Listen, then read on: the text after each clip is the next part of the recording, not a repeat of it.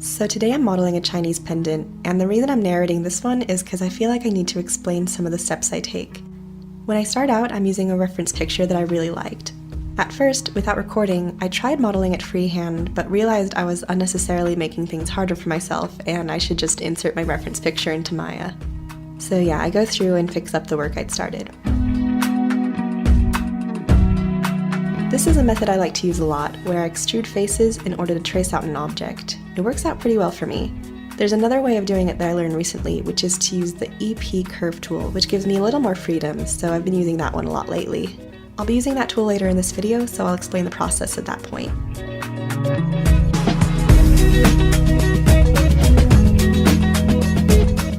As a whole, I thought this design was so pretty. The issue though is that I don't know what this kind of necklace is called and where this design originates from. When I was looking for necklace pendants to model, I straight up googled cool necklace charms, and this was one of them.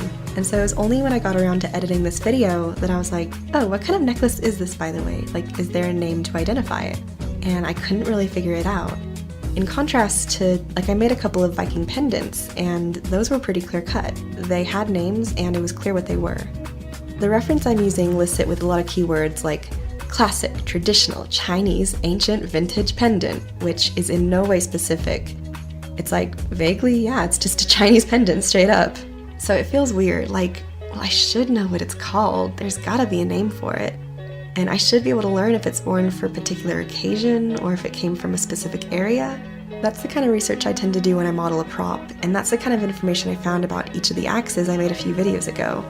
Through my research, I learned some vague things, like it became popular in the Shang dynasty for women to wear tassels, like the one I'll be modeling onto this necklace later, and that also in the Shang dynasty, bright colored jewelry was super popular to wear in the summer. Because both those features are present in this necklace, I'm led to believe this style of necklace originates from the Shang dynasty, but I can't really say for sure. I even thought I could find out more about the necklace by searching for the character that's in the center of the pendant, but even then I couldn't find a translation for it. You know, there are a lot of resources online where you can write in Chinese script yourself and a program will determine what the character is. And I don't know if it was maybe just the way I was writing it out, it's hard for me to understand what the order of the strokes should be in a character this involved, but the programs couldn't tell me definitively what the character was. And so, spoiler alert, at that point I was just like, well then I'm not going to use the character. I like the design of the necklace, so I just swapped out the unknown character with one that I did know. My channel's name is actually my last name, Sue, so I grabbed a reference for that because at least I know what that says. And honestly, even that feels a little bit questionable to me. It's not as if I typically write out my last name in this script, I just write it out in English, but at least it was familiar and not the wild card that the unknown character was.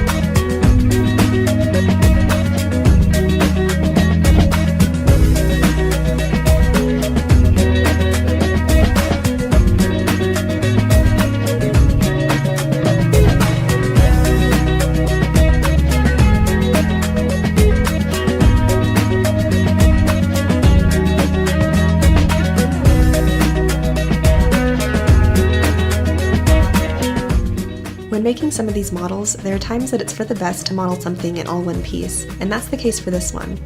So I'm careful about making sure everything will connect and flow into one solid piece, because that's pretty easy to facilitate with this type of model. There are other times when it's good to keep things in separate pieces because it'll make things easier when you UV in texture. When I was first learning to model, I used to put a lot of pressure on myself to model things in one piece as often as I could, but it's only been recently that I'm learning the error in that. No, there's no need to do that just for the sake of modeling it in all one piece. These days I make sure there's actual justification for it.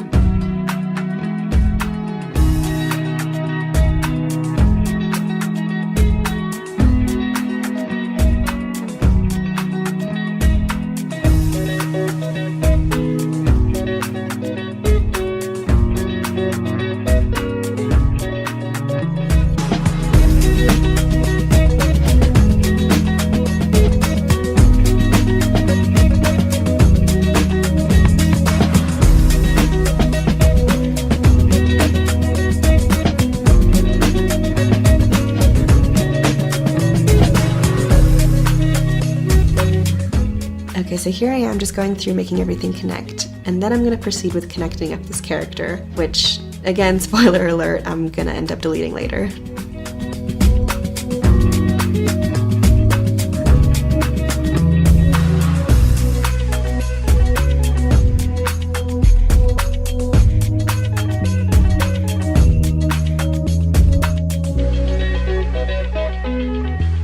Okay, so between the previous stage and this one, I UV'd the model.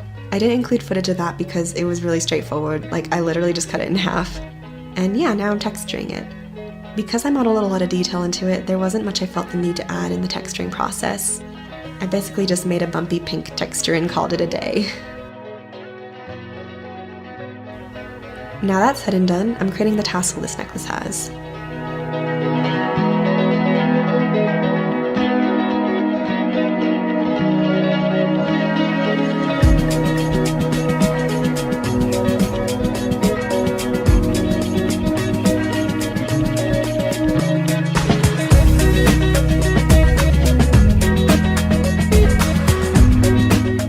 This is the point when I started editing the video together, realized I couldn't identify the character in the reference, and went back in to model the character for my last name. Okay, so what I'm doing here is what I mentioned earlier. I use the EP Curve tool and trace out the character.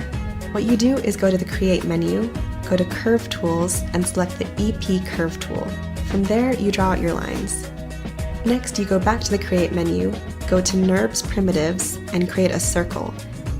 With the circle still selected, select one of the curves, go to the Surfaces menu, and select Extrude, and it'll make that line as thick as the NURB circle. And if you want to adjust the thickness of the new shape, you can simply adjust the NURB circle right then and there.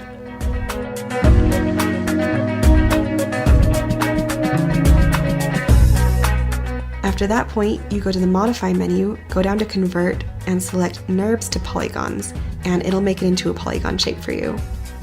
Learning this technique was a total lifesaver. I've found myself using it a lot recently because it's just so handy. I'll link the video that taught me how to use this tool. It's one from Mike Hermes, and he makes a lot of other helpful videos. So now I bring back the other model and I delete the character that was in the center of that.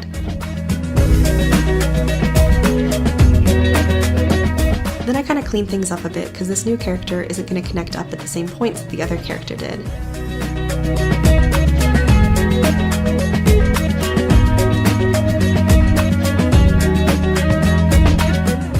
From here, I start reworking each stroke to match the blocky aesthetic of the rest of the pendant. Again, I make it work so that it can be one solid piece.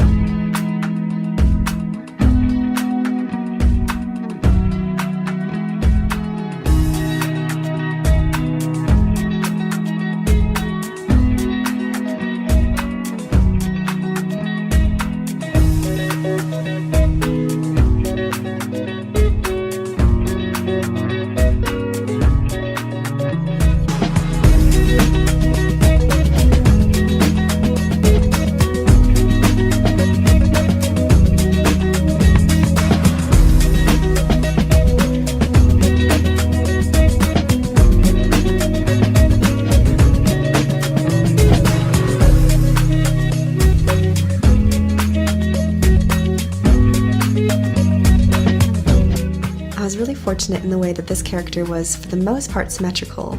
It was really just this one little segment that wasn't. So you'll notice I had to leave that off till the very end. And what I'll do when I'm about to break symmetry on something is I'll make sure it's easy to get back to a symmetrical version. Something I cut out of all my videos is how often I save my work and version up. It's important to version up frequently just in case you mess up your model somehow and need to get back to your previous version. I'll even make little notes to myself in the file name, like about to merge objects or something like that. So just before I broke symmetry, I saved my work so that just in case, for any reason at all, I could get back to the symmetrical model to tweak something that I would have had trouble doing with my asymmetrical model.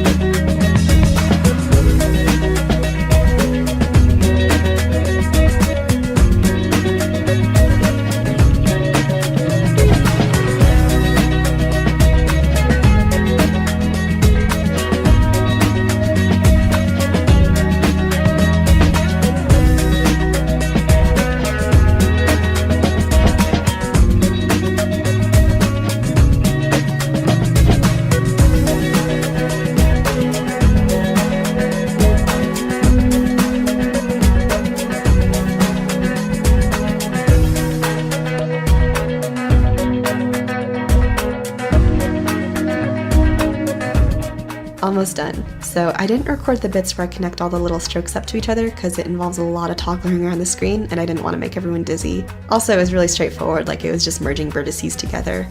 But anyway, here's the final product.